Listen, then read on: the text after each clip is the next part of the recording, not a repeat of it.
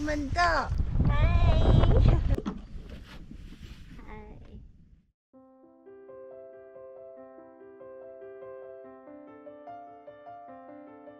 千辛万苦，花了超过25个小时，终于抵达加拿大白马镇预约的民宿。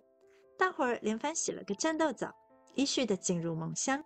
隔天睡到一个自然醒，近中午才神清气爽的出门。民宿旁边的山。现在中午要去吃饭。对，我们直接睡到中午。接下来2天，我们除了准备划船时所需的粮食，到租船公司确认相关的细节，也到处享用白马镇的美食。不得不说，身为不食用肉食的素食者，白马镇的餐厅真的多数是素食友善呢。原本已经计划好可能需要采买食材进行烹煮，没想到完全没有这个困扰。每一间我们去的餐厅至少都有1种以上 for vegan 的餐点，每餐都吃得好，吃得饱，真是太加分了。白马镇的街道上随处可见成群的海鸥，这应该是我人生中第一次这么接近海鸥这种生物。非常讶异海鸥的叫声，居然可以这么吵。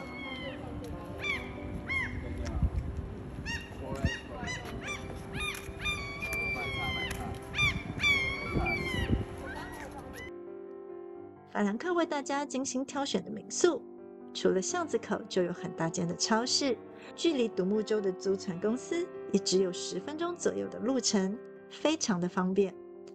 因为我们一行7个人，至少需要3间房间，所以租用了1整层的半地下室。所谓半地下室，就是房间地面的高度低于水平面，但又不完全是地下室，仍有气窗或采光窗的存在，光线较弱，但不是完全没有采光。对于此时近乎永昼的白马镇来说，其实是比1楼以上的房间更好的选择，晚上才不会亮到没有办法合眼。民宿附近的生鲜超市非常大，各种食材应有尽有。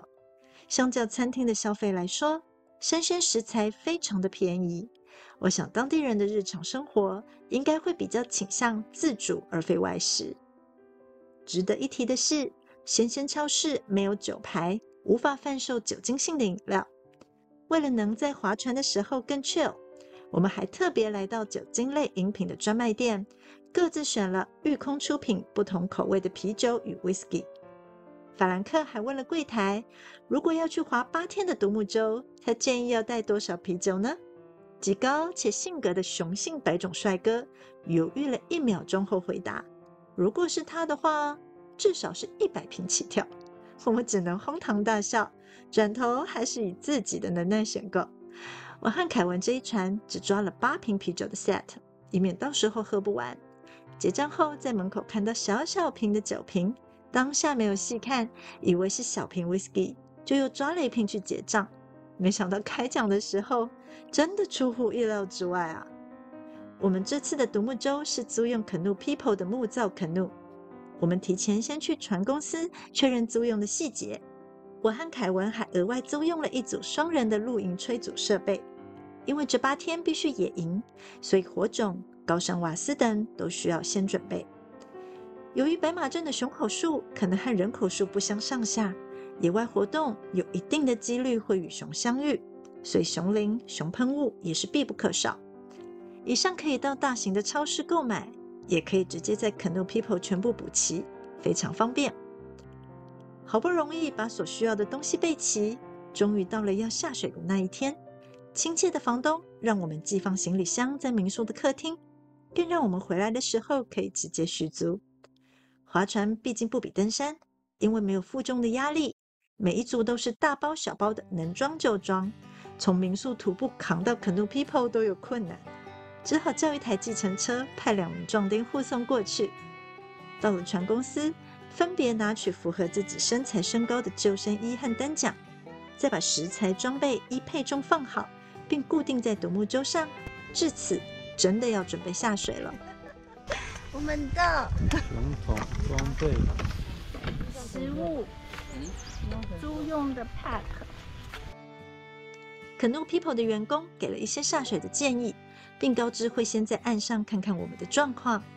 但装船的时候，可能是我们固定装备的手法看似熟练，小哥哥大概误以为我们的经验丰富，没看几眼就很放心的跑掉了。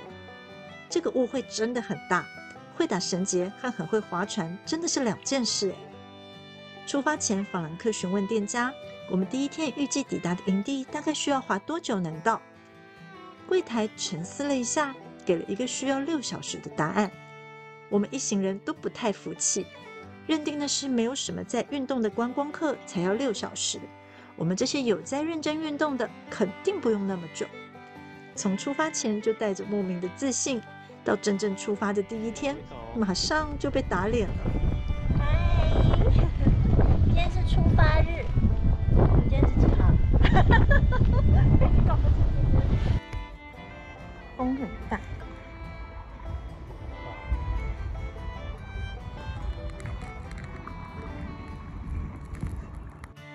嗨，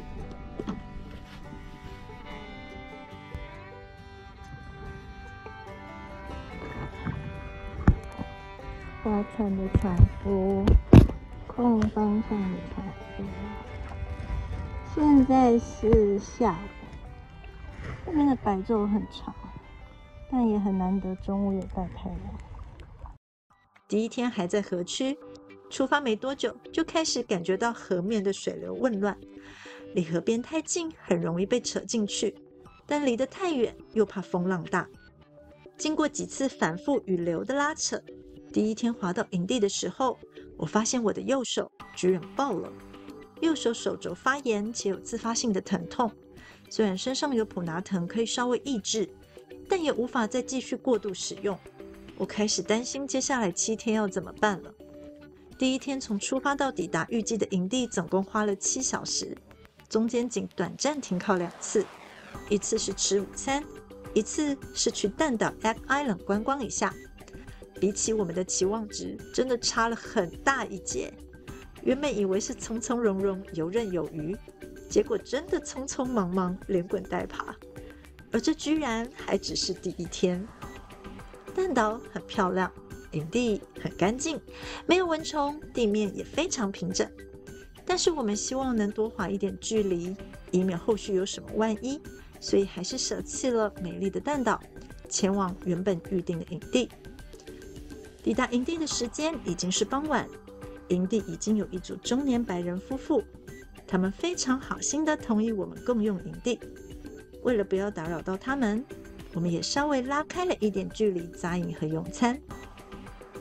这个营地是半人工开拓的，有搭建好的风化马桶，有可以生火的铁桶和方便用餐的桌椅。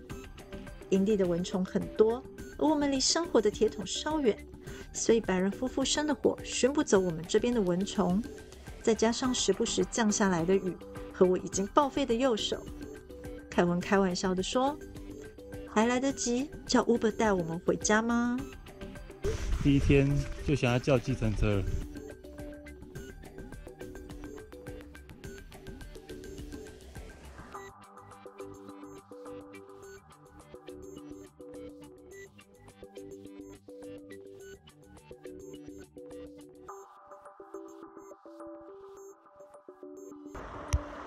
现在的风浪很大，所以暂时就先迫降啦。